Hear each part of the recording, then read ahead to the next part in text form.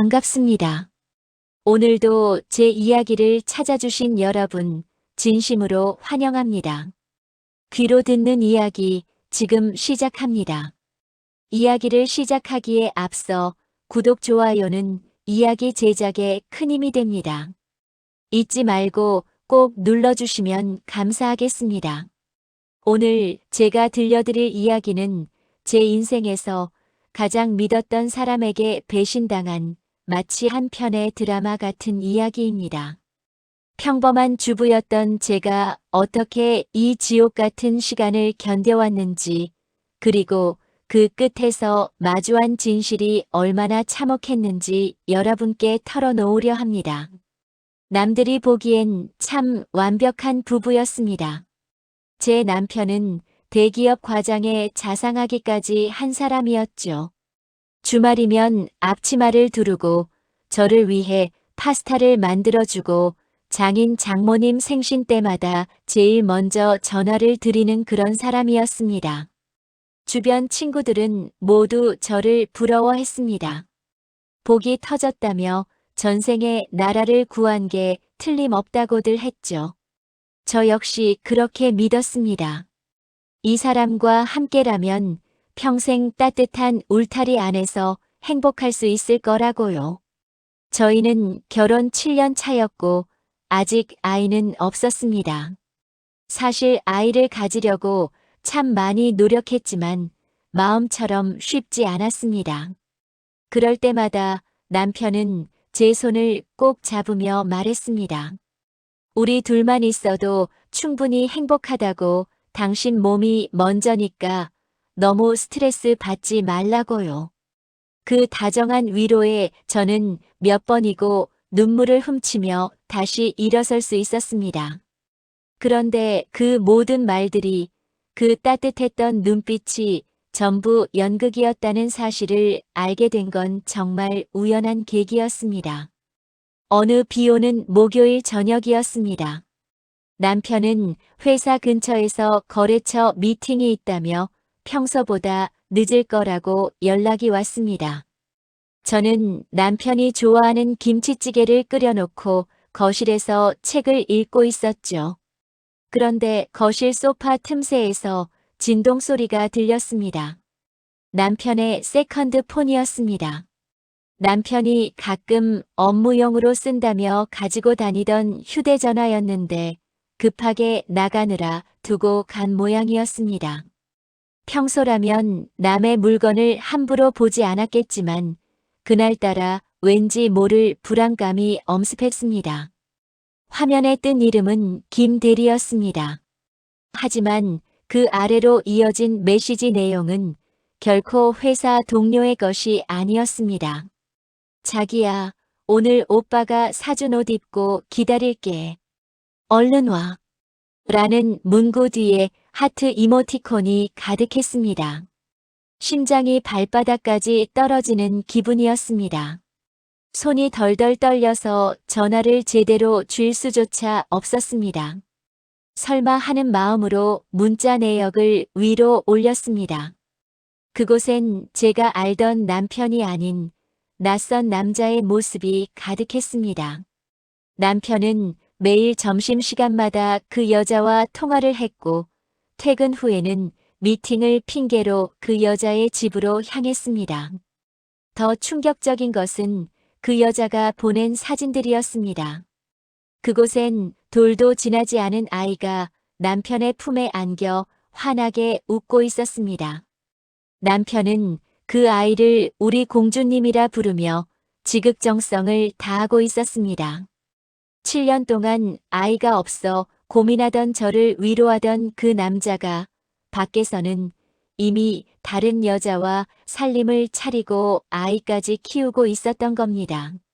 머릿속이 하얘졌습니다. 숨이 쉬어지지 않아 베란다 문을 열고 차가운 공기를 마셨습니다. 눈물도 나오지 않았습니다.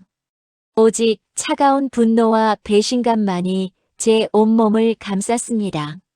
저는 그 길로 남편이 말했던 미팅 장소가 아닌 문자 속에 적힌 주소지로 향했습니다.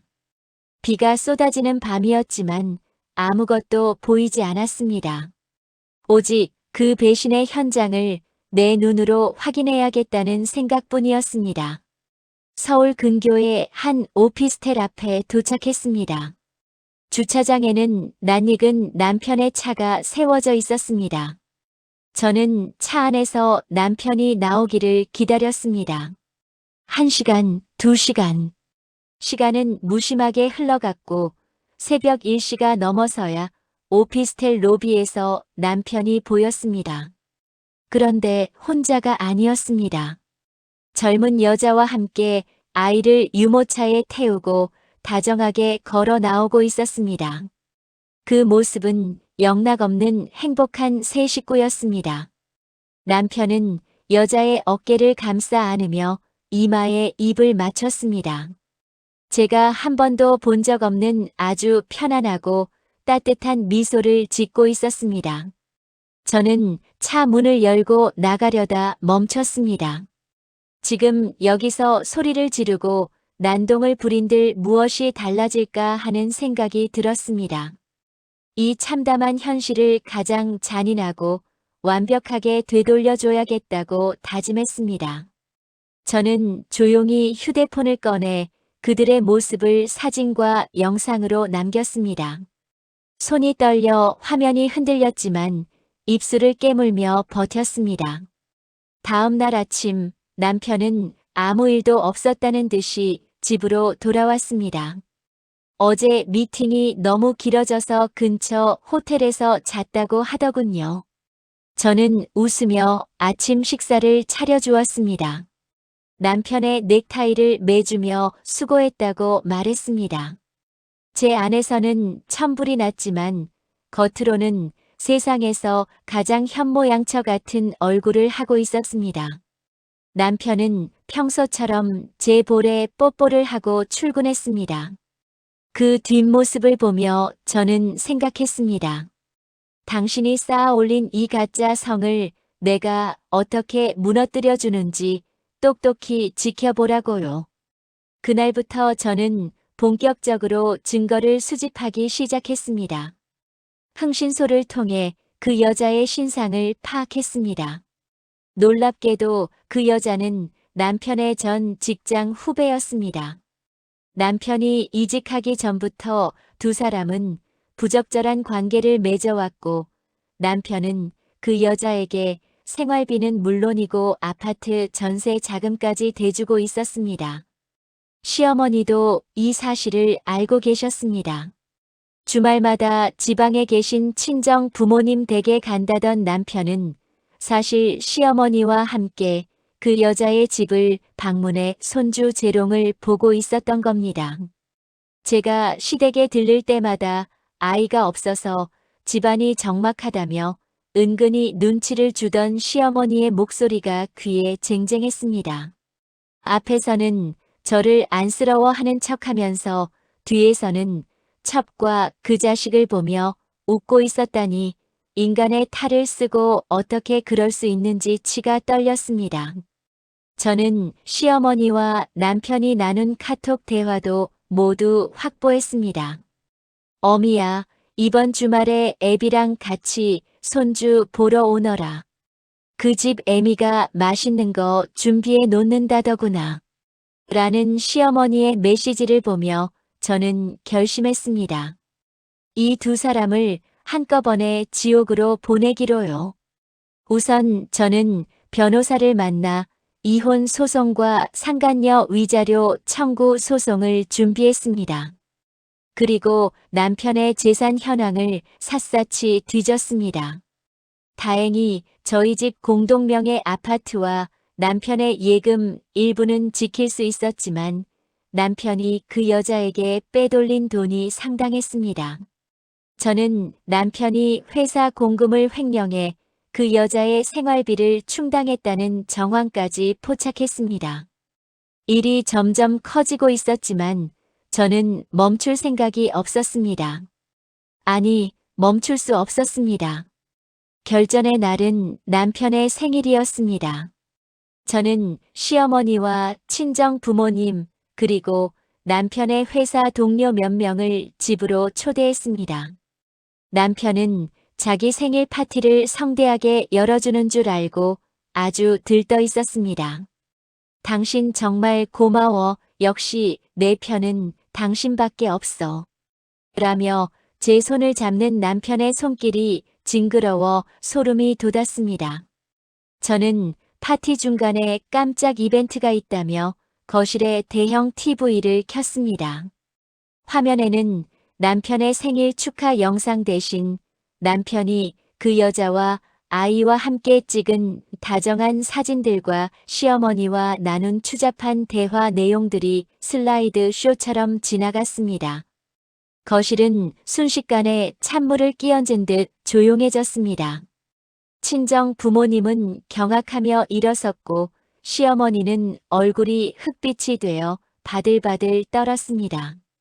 남편은 입을 벌린 채 아무 말도 하지 못하고 화면만 바라보고 있었습니다. 저는 차분한 목소리로 말했습니다. 생일 축하해요. 당신이 그토록 원하던 또 다른 가족이랑 같이 축하받아야 하는데 제가 눈치가 없었네요. 어머니도 손주 보시느라 고생 많으셨죠? 이제 숨어서 보지 않으셔도 돼요. 제가 두 분 아주 자유롭게 해드릴게요. 남편은 그제야 정신이 든 듯 제 발 앞에 무릎을 꿇었습니다.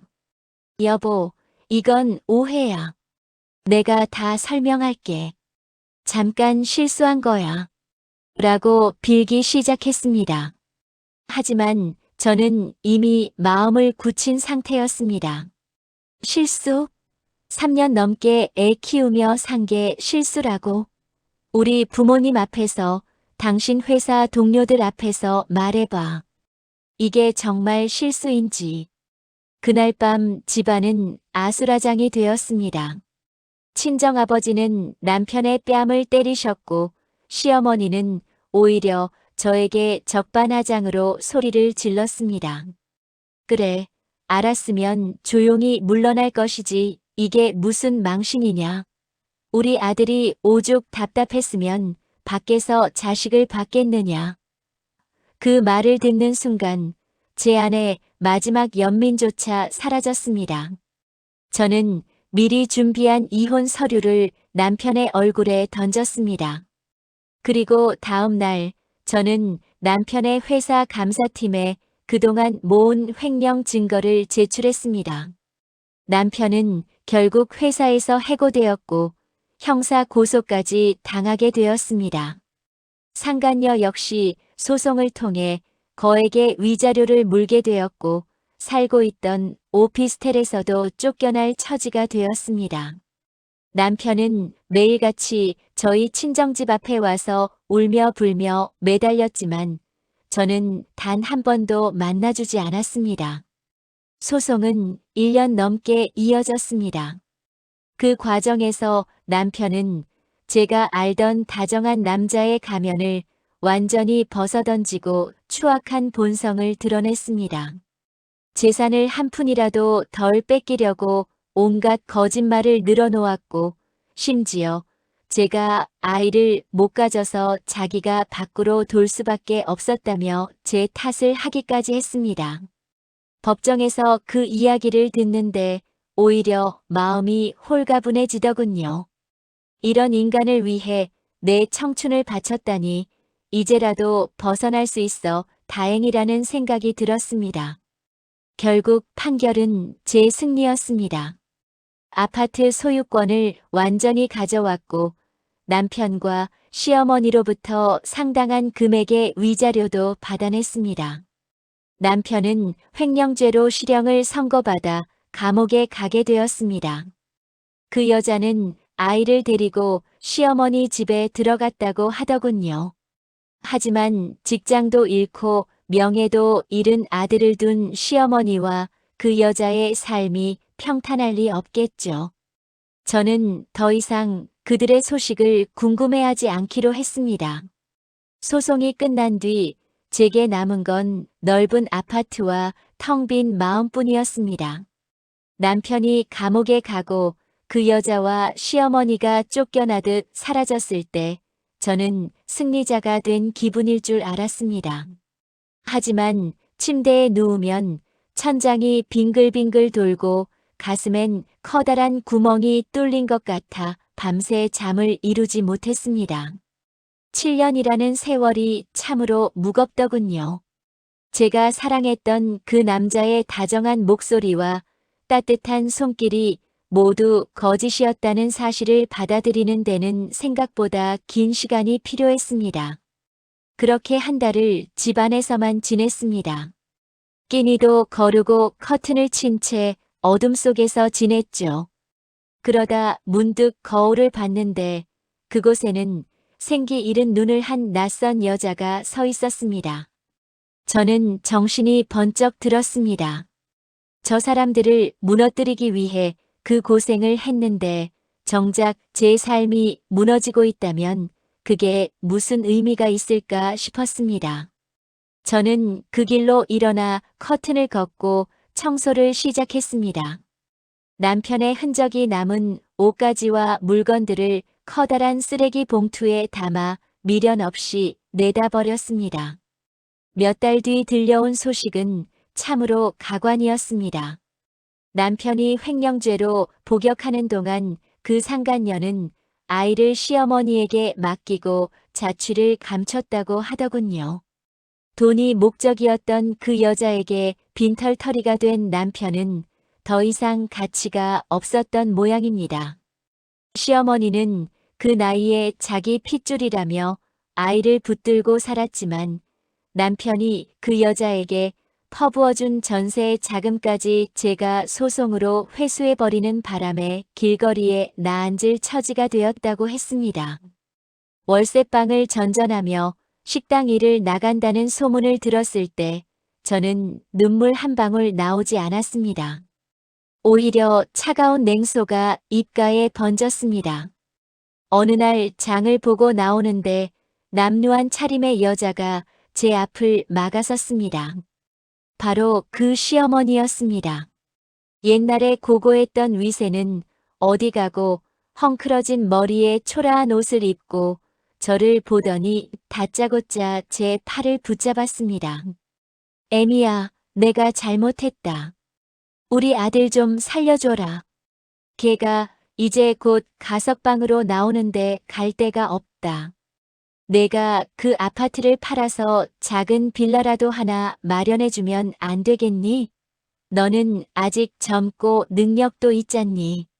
저는 그 손을 차갑게 뿌리쳤습니다. 어머니, 제가 왜 그래야 하죠?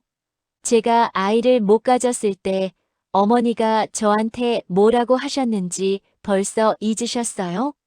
그쪽 귀한 손주랑 행복하게 사세요. 다시는 제 앞에 나타나지 마시고요. 다음번에 또 오시면 경찰에 신고하겠습니다. 저는 그 길로 뒤도 돌아보지 않고 걸어왔습니다. 등 뒤에서 시어머니가 울부짖으며 제 이름을 부르는 소리가 들렸지만 제 마음은 호수처럼 평온했습니다.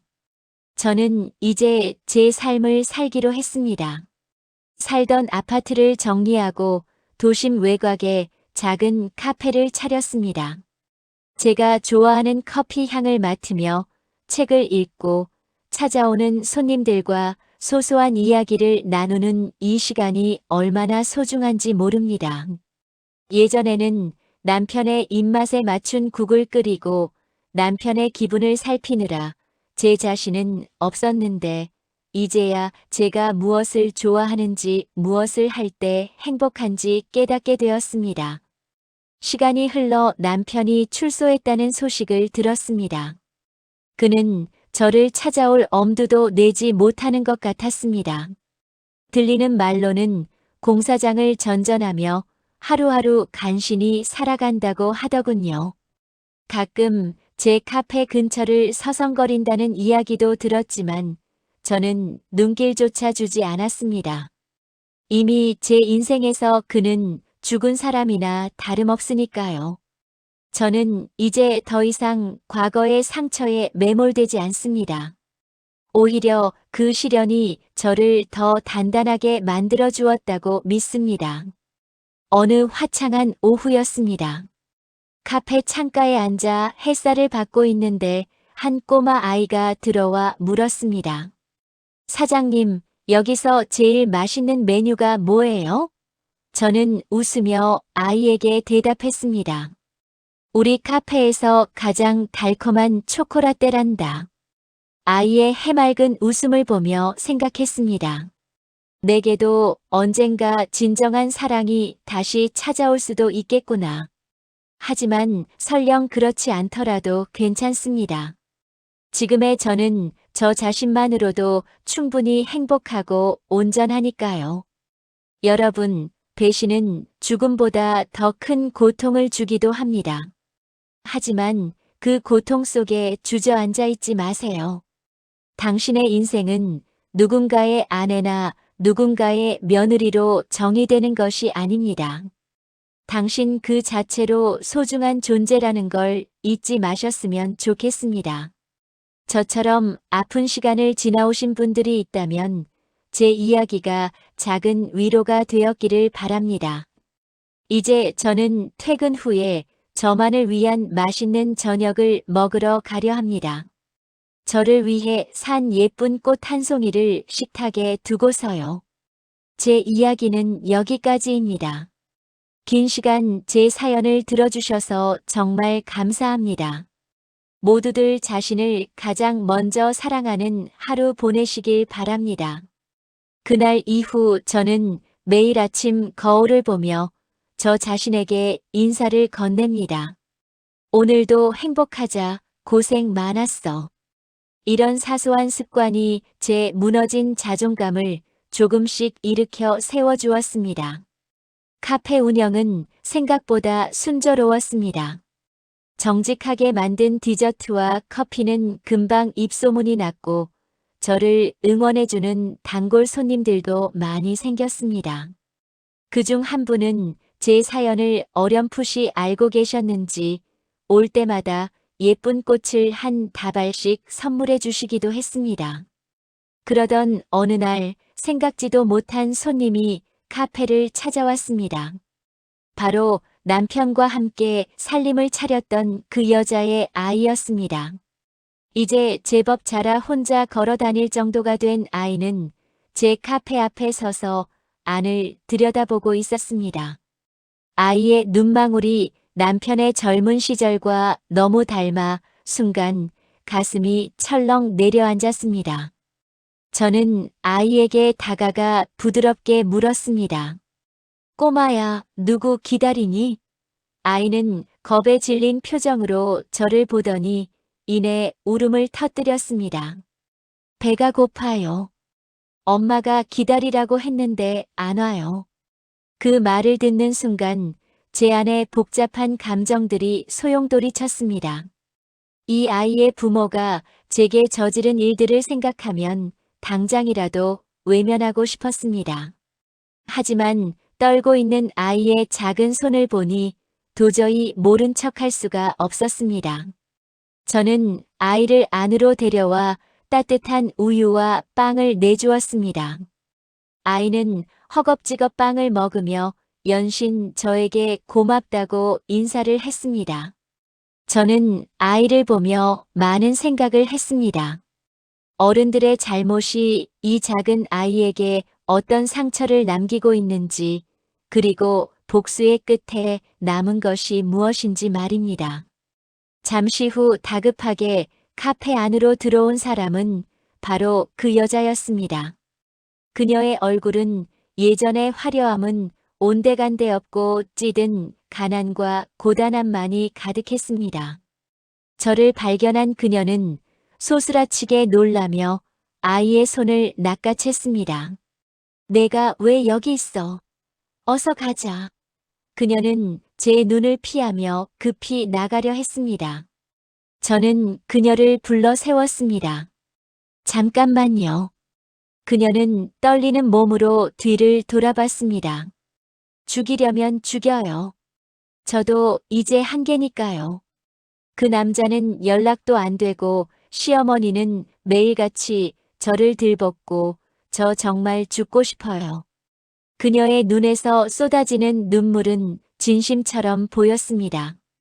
하지만 저는 그녀를 용서할 수 없었습니다. 다만 가여울 뿐이었습니다.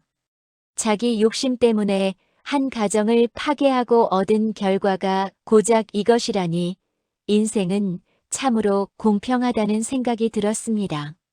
저는 그녀에게 조용히 말했습니다. 용서는 못합니다. 당신이 한 짓은 평생 씻을 수 없는 죄니까요. 하지만 아이는 죄가 없으니 아이 앞에서 그런 말 하지 마세요. 그리고 다시는 이 근처에 나타나지 마세요. 이게 제가 당신에게 베풀 수 있는 마지막 자비입니다. 그녀는 고개를 숙인 채 아이를 데리고 멀어져 갔습니다. 멀어지는 그녀의 뒷모습을 보며 저는 비로소 제 안에 마지막 응어리가 풀리는 것을 느꼈습니다. 미움도 원망도 복수심도 결국은 저를 갉아먹는 칼날이었다는 것을요. 이제는 정말 그들을 제 마음속에서 완전히 방출할 때가 되었다는 확신이 들었습니다. 저는 카페 문을 잠그고 간판 불을 껐습니다. 오늘따라 밤하늘의 별이 유난히 밝게 빛나고 있었습니다. 집으로 돌아오는 길에 저는 부모님께 전화를 드렸습니다. 엄마, 이번 주말에 집에 갈게요. 맛있는 거 해놓고 기다려주세요. 수화기 너머로 들려오는 엄마의 밝은 목소리에 제 마음도 훈훈해졌습니다. 부모님께는 평생 갚지 못할 빚을 졌습니다. 제가 가장 힘들 때 묵묵히 제 곁을 지켜주시고 제 결정을 지지해 주신 분들입니다. 이제는 제가 부모님의 든든한 버팀목이 되어드리고 싶습니다. 인생은 짧고도 깁니다. 7년의 결혼 생활이 제게는 전부인 줄 알았지만 사실 그것은 제 긴 인생의 한 조각일 뿐이었습니다. 이제 저는 그 조각을 예쁜 상자에 담아 깊은 곳에 넣어두려 합니다. 가끔 꺼내보며 이런 일도 있었지 하고 웃을 수 있을 때까지요. 저의 새로운 인생은 이제 시작입니다. 내일은 어떤 손님이 카페를 찾아올지 또 어떤 즐거운 일이 생길지 기대하며 잠자리에 듭니다. 시청자 여러분, 혹시 지금 누군가 때문에 밤잠을 설치고 계신가요? 혹은 믿었던 사람에게 발등을 찍혀 세상이 무너지는 것 같은 기분이신가요? 조금만 힘을 내세요. 시간이 모든 것을 해결해 준다는 말은 뻔하지만 사실입니다.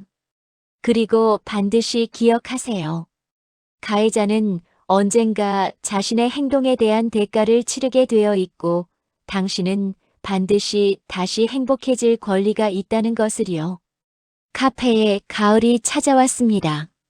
창밖으로 노랗게 물든 은행잎이 떨어지는 것을 보며 저는 이제야 비로소 계절의 변화를 느낄 여유가 생겼음을 깨달았습니다.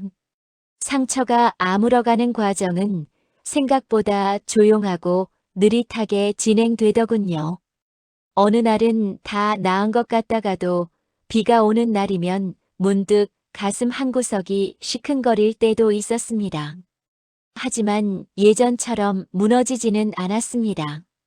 그저 지나가는 감정이라는 걸 이제는 아니까요. 그런 제 일상에 조금씩 스며든 사람이 있었습니다. 매주 화요일과 목요일 오후 4시면 어김없이 찾아와 창가 자리에 앉는 남자분이었습니다. 그는 항상 따뜻한 아메리카노 한 잔을 시켜놓고 오래된 책을 읽거나 노트북으로 무언가를 설계하곤 했습니다. 큰 키에 안경이 잘 어울리는 차분한 분위기의 그분은 주문을 할 때마다 항상 따뜻한 눈인사를 건네주었습니다. 처음엔 그저 매너 좋은 단골 손님이라고만 생각했습니다.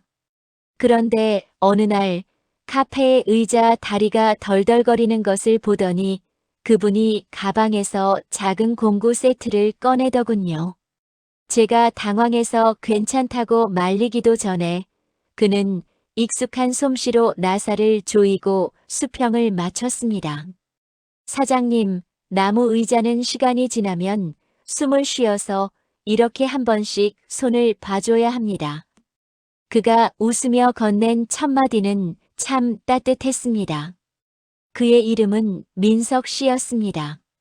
가구 디자이너인 그는 근처에 작은 공방을 운영하고 있었습니다. 우리는 가구와 커피, 그리고 삶에 대한 이야기를 나누며 조금씩 가까워졌습니다. 민석 씨 역시 과거에 큰 아픔이 있었다고 털어놓았습니다. 결혼을 약속했던 연인을 사고로 잃고 오랫동안 마음의 문을 닫고 살았다고 하더군요. 서로의 흉터를 알아본 것일까요?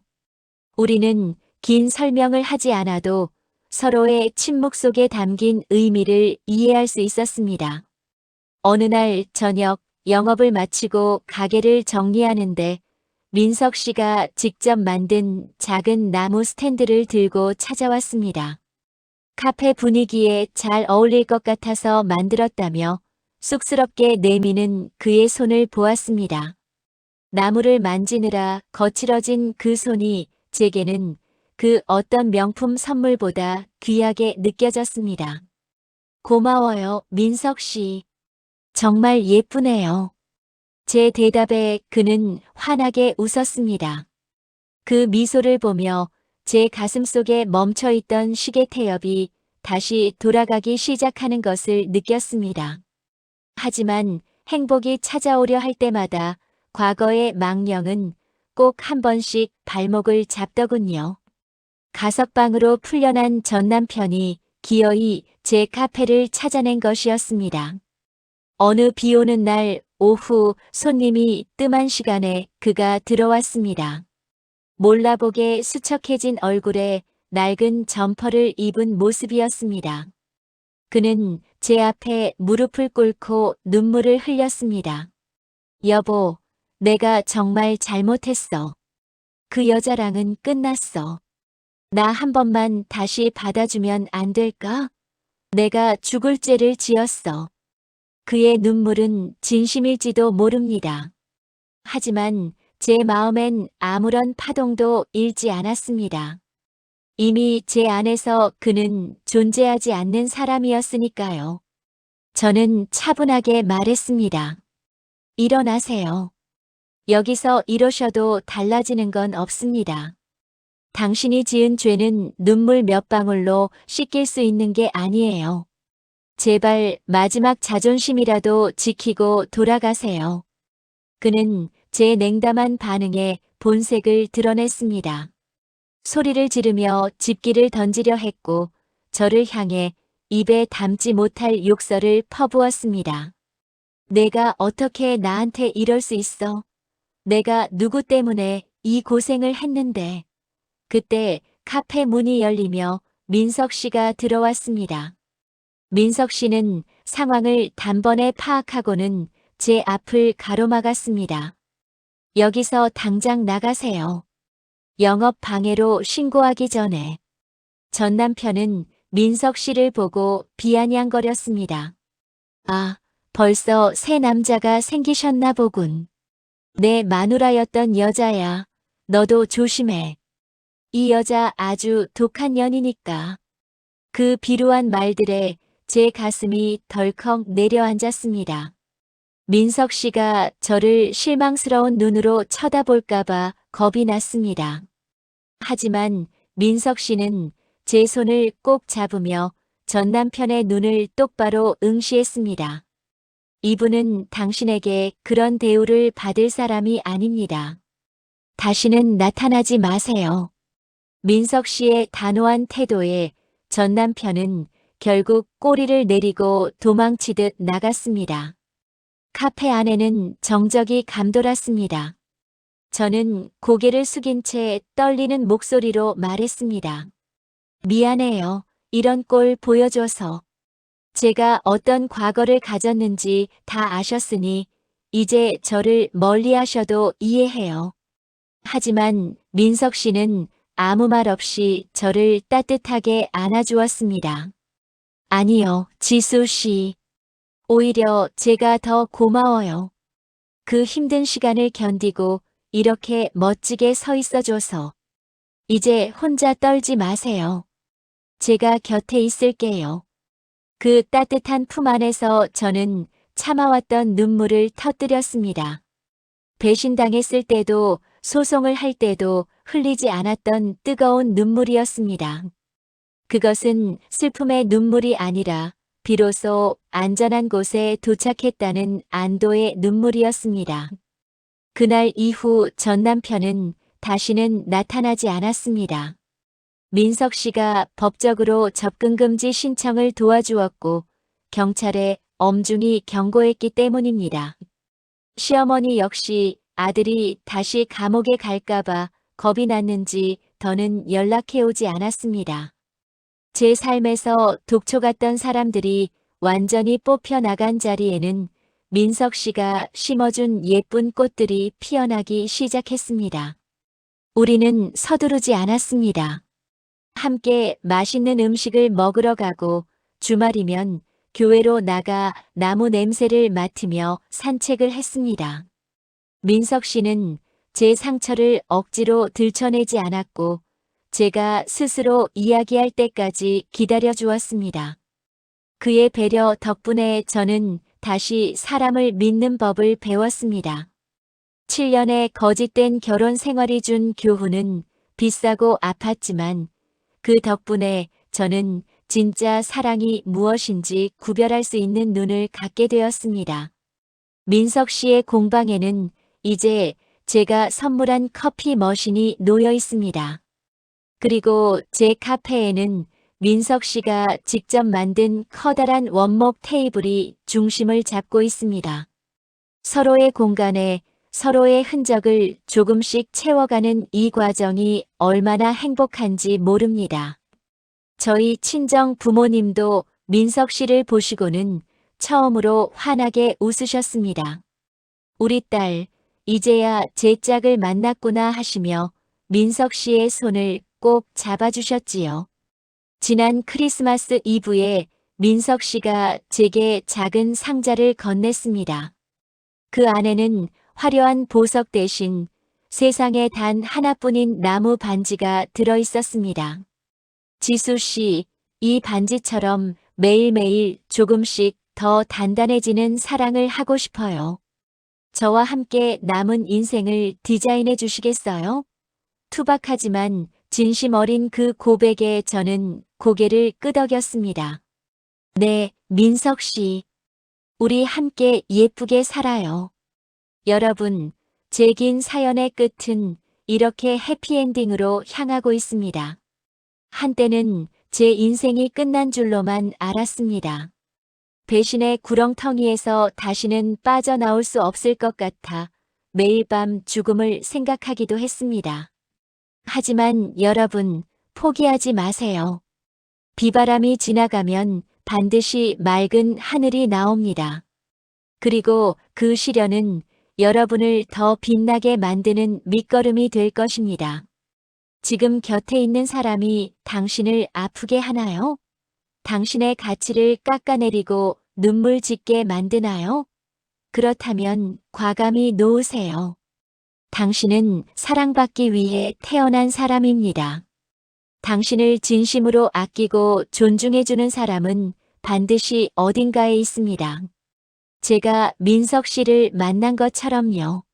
민석 씨와 함께하는 시간은 물 흐르듯 평온했습니다.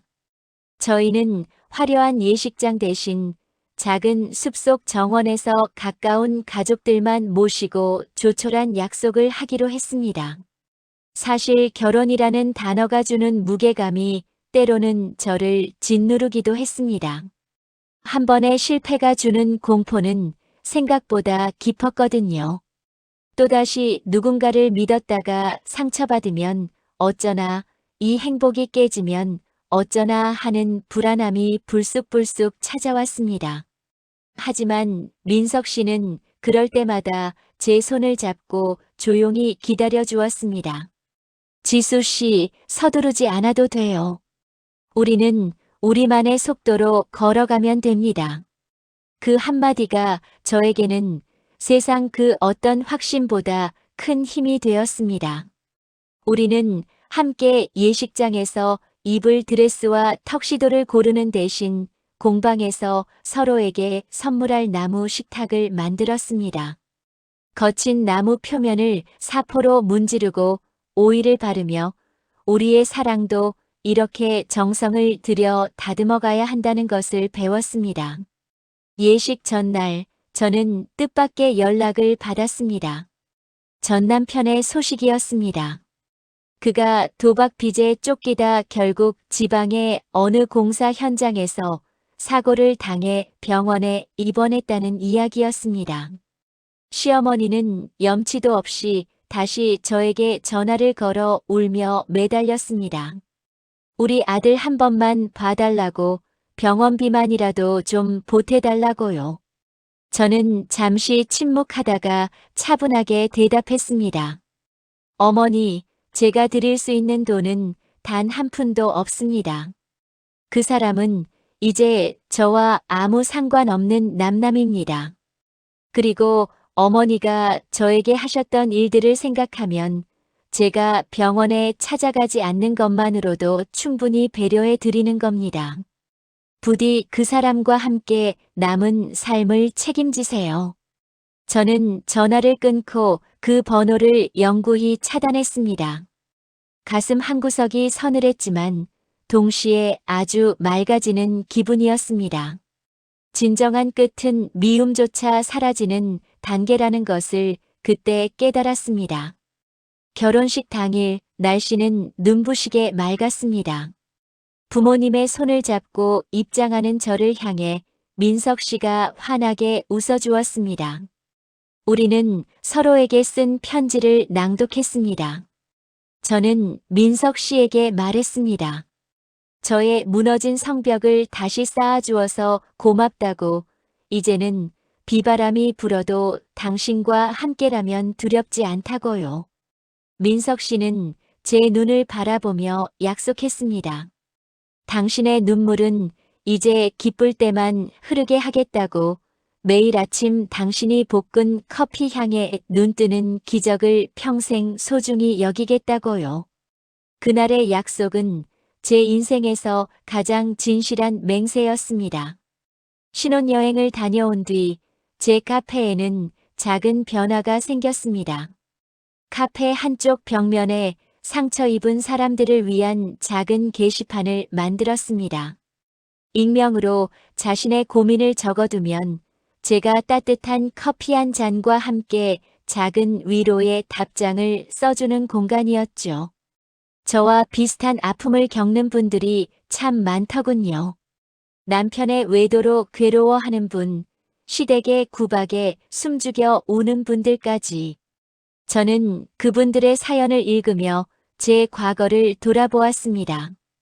그리고 정성스럽게 답장을 적었습니다. 당신은 혼자가 아닙니다. 지금 이 터널이 끝날 것 같지 않지만 조금만 더 견디면 반드시 빛이 보일 겁니다. 제가 산증인입니다.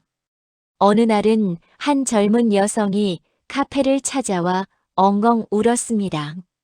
남편의 배신을 알게 된 지 얼마 되지 않아 어떻게 해야 할지 모르겠다며 절망에 빠져 있었죠. 저는 그녀에게 따뜻한 차를 한 잔 내어주며 제 이야기를 들려주었습니다.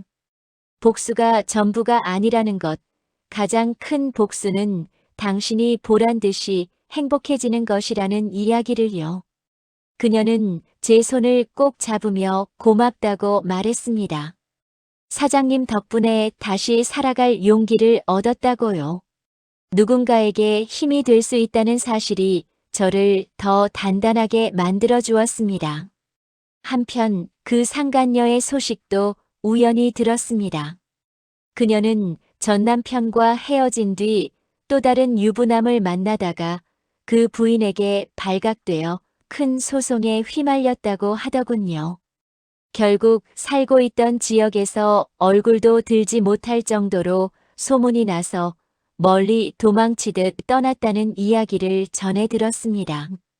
전 남편 역시 사고 이후 다리를 절게 되어 제대로 된 일을 할 수 없게 되었고, 시어머니는 시장에서 채소를 팔며 근근히 아들을 수발하고 있다고 했습니다.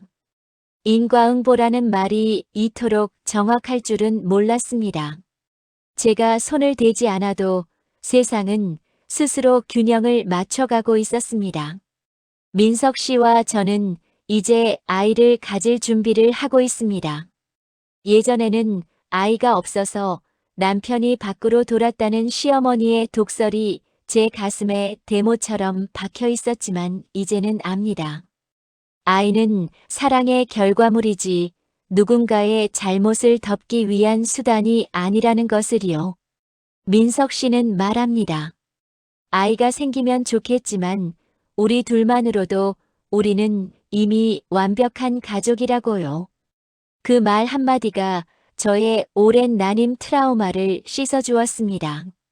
어느덧 카페를 연 지 3년이 되었습니다.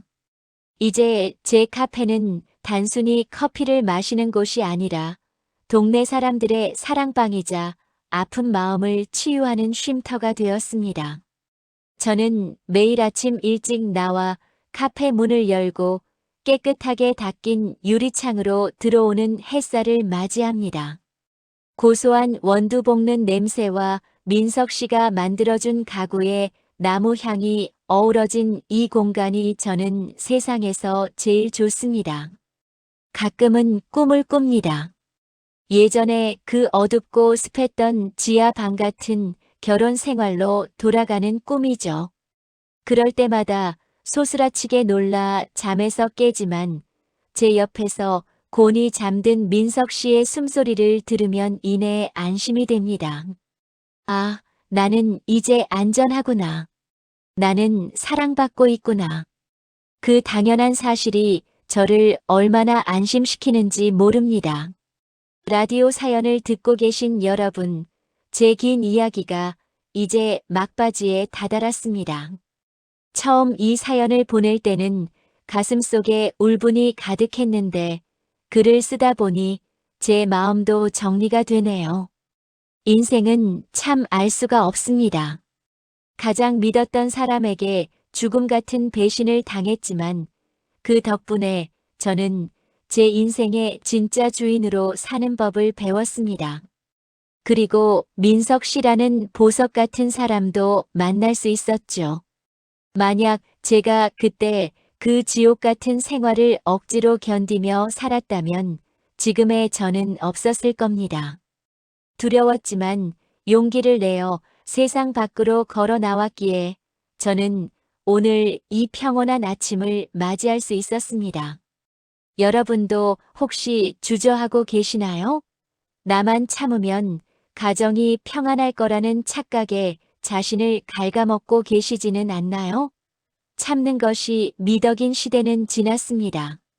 당신을 존중하지 않는 관계는 과감히 끊어내세요. 당신은 그 자체로 충분히 빛나는 존재니까요. 이제 저는 카페 마감 준비를 하려 합니다. 밖에는 보슬보슬 밤비가 내리고 있네요. 민석 씨가 차를 가지고 데리러 온다는 문자가 왔습니다. 오늘 저녁은 민석 씨와 함께 따뜻한 수제비를 만들어 먹으려 합니다. 소박하지만 확실한 행복, 이게 제가 찾던 진짜 인생입니다. 제 사연을 끝까지 들어주신 모든 분께 진심으로 감사드립니다. 여러분의 삶에도 저처럼 기적 같은 봄날이 찾아오기를, 그리고 그 봄날이 영원히 지속되기를 진심으로 기도하겠습니다. 언제 어디서든 자신을 잃지 마세요. 당신의 뒤에는 항상 당신을 응원하는 저 지수가 있다는 것을 잊지 마세요. 그럼 모두들 편안하고 따뜻한 밤 되시길 바랍니다. 지금까지 제 사연을 들어주셔서 정말 고맙습니다. 안녕히 계세요.